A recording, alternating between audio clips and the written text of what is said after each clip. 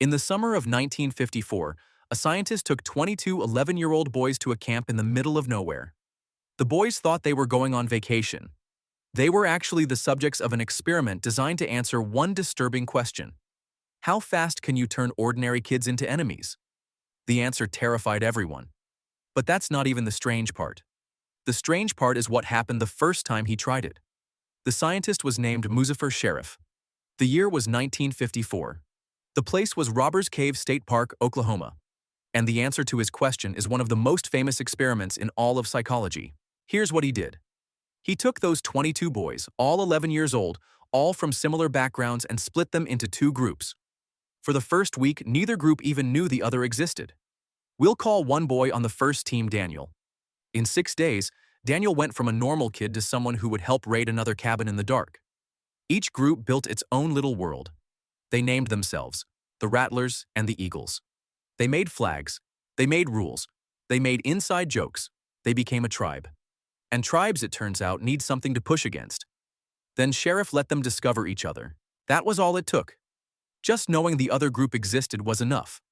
Within hours, the boys were demanding to compete against those guys. They hadn't met them. They didn't know them. They already didn't like them. So Sheriff gave them a tournament. Baseball, tug-of-war, a prize for the winners, and here's where it gets darker.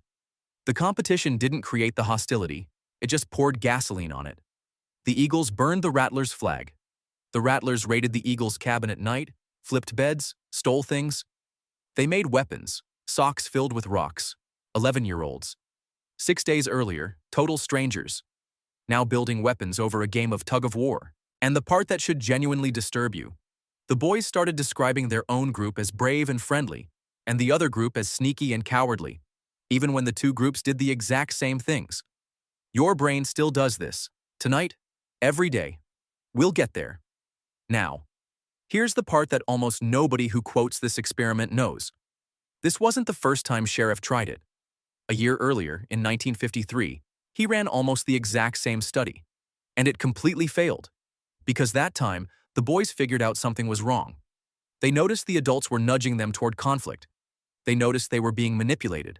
And instead of turning on each other, they turned on the researchers. The two groups united. Against the scientists, they refused to become enemies. Sheriff was so frustrated that he buried the 1953 study. He didn't publish it. For years, almost no one knew it existed. The famous version, the one in every textbook, is the one where it finally worked. The version where it failed got quietly left out. And honestly, that tells you more about humans than the successful version ever could. Because it means the tribal switch is real. But it is not automatic. When humans can see the manipulation, when they recognize a bigger common problem, they don't take the bait. So which is the real human nature? The hatred or the refusal? The answer is both. And both are ancient. Here's why your brain does this. And this part is solid science, not one shaky summer camp. In 1971, a researcher named Henri Tajfel ran a much cleaner experiment. He split people into groups based on nothing. A coin flip. A preference for one painter over another. Total nonsense. And people still favored their own group, instantly, every time. This one replicates, over and over. It's called the minimal group effect. Now go back 200,000 years. You live in a small band, maybe 30 people. Everyone you trust, everyone who feeds you, is in that band.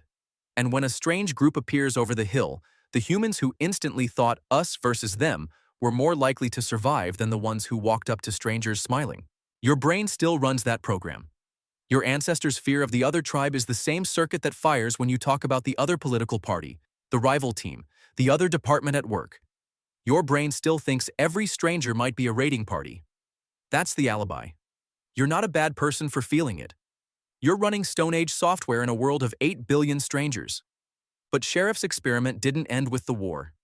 He tried to make peace. And one thing worked. He couldn't fix it by making the groups just spend time together. That actually made it worse. They fought at every dinner. What worked was a bigger problem. He secretly broke the camp's water supply. Suddenly, both groups needed each other to fix it. A problem too big for one tribe. And the hatred started to melt. By the end, Rattlers and Eagles were sharing meals, riding home on the same bus. That's the override switch. It's just as ancient as the tribalism. The same species that instantly splits into us and them also unites the instant the problem gets bigger than the tribe. A flood, a famine, a common enemy. Your brain has both programs. You just have to know which one you're running. So here's the truth those 22 boys revealed. You were born with a switch. On one side, us versus them. Instant, ancient, automatic. On the other side, the refusal. The part that sees the manipulation, the part that unites against the bigger problem. Both are 100,000 years old. Both are still in you. Every time you feel that flash of my group, their group, that's a scientist's summer camp playing out in your skull. The boys in 1953 saw the game and refused to play. Tonight, you get to decide if you can too.